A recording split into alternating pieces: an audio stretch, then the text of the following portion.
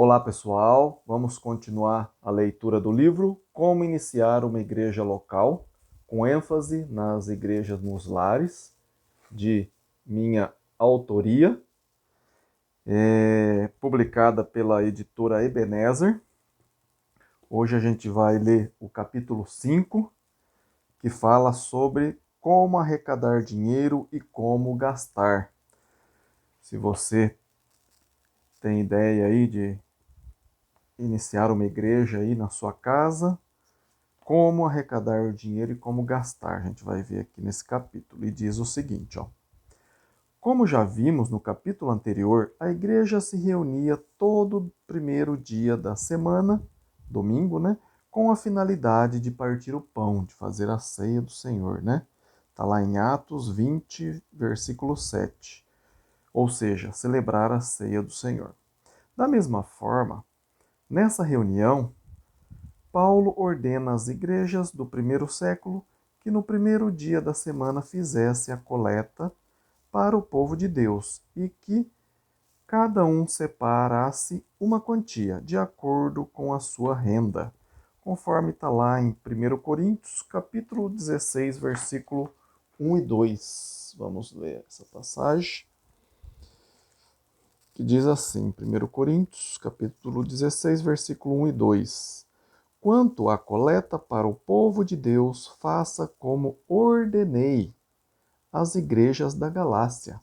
Então aqui ele está escrevendo para os Coríntios, os irmãos da igreja em Corinto, e ele faça como ordenei às igrejas da Galácia, né? Ele já tinha ordenado lá e estava ordenando aqui também para os Coríntios. Versículo 2. No primeiro dia da semana, igual fala lá em Atos 20, versículo 7, sobre a ceia, aqui fala também no primeiro dia da semana. Cada um de vocês separe uma quantia, de acordo com a sua renda, reservando-a para que não seja preciso fazer coleta quando eu chegar. Então a gente vê aqui, primeiro dia da semana, como a ceia é ordenada. Aqui também é ordenado que faça a coleta no primeiro dia da semana. Essa oferta deveria ser feita da seguinte maneira, conforme 2 Coríntios 9, 7. Conforme determinou em seu coração, não com pesar ou por obrigação, pois Deus ama quem dá com alegria. Olha aí que passagem, né? Veja que no Novo Testamento nunca é estipulado um valor ou uma porcentagem da renda, e sim o que você propõe em seu coração. Não é uma obrigação, não é uma oferta que você dá com pesar ou fica com remorso no resto do mês. É dada com alegria. Notemos o exemplo dos irmãos da Macedônia, que contribuíram com grande alegria, né? Conforme está lá em 2 Coríntios, capítulo 8, versículo 2 e o versículo 4, que diz assim, ó: grande alegria e a extrema pobreza deles transbordaram em rica generosidade. O 4, eles suplicaram insistentemente o privilégio de participar da assistência aos santos. Olha só, né? Continuando a leitura aqui do livro, a maioria das religiões hoje estipula uma quantia totalmente fora do contexto bíblico, dizendo que é obrigação dar o dízimo. Presta bastante atenção nisso, hein? Contrariando assim tudo o que vimos acima, né? Nesses versículos anteriores aí, né? Ou seja, uma oferta voluntária e sem a estipulação de valores ou porcentagem. Vamos verificar o que diz os textos bíblicos dizendo a respeito do dízimo.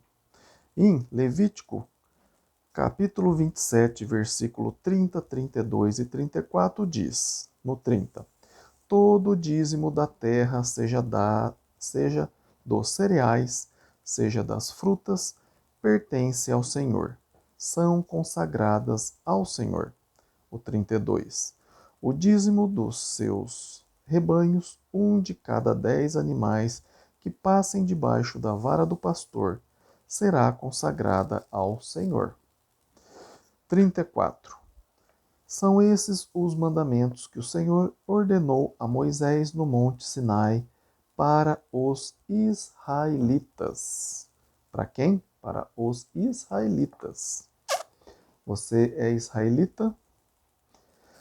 Em Número capítulo 18, versículo 21 e 26. No 21 diz: Dou aos levitas todos os dízimos em Israel, como contribuição pelo trabalho que fazem ao servirem na tenda do encontro. O 26. Diga o seguinte aos levitas: quando receberem dos israelitas o dízimo que lhes dou como herança, vocês deverão apresentar 1/10 daquele dízimo como contribuição pertencente ao Senhor. Olha aí, né? Então, o dízimo era de coisas da terra, de animais, e era dado ao Senhor, e agora passa aqui, o Senhor está dando para os levitas.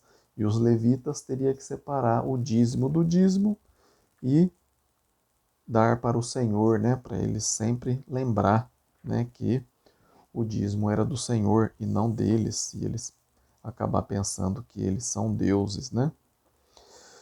Seguindo a leitura, podemos notar nas passagens bíblicas acima que, em primeiro lugar, não se fala em dinheiro quando se trata do dízimo na Bíblia, exceto quando os levitas iam a outro local que o Senhor tivesse escolhido, conforme é dito em Deuteronômio, capítulo 14, versículo 25 até a metade do 26, que diz o seguinte, ó: Troquem o dízimo por prata e levem a prata ao local que o Senhor, o seu Deus, tiver escolhido.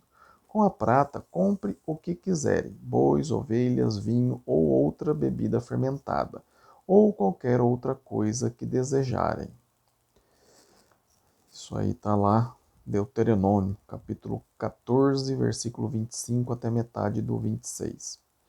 Com exceção a este fato, o dízimo é sempre do fruto da terra ou de animais, conforme a gente viu em Levíticos, capítulo 27, versículo 30 e 32. O segundo ponto é que esse mandamento é para os israelitas e não para os cristãos.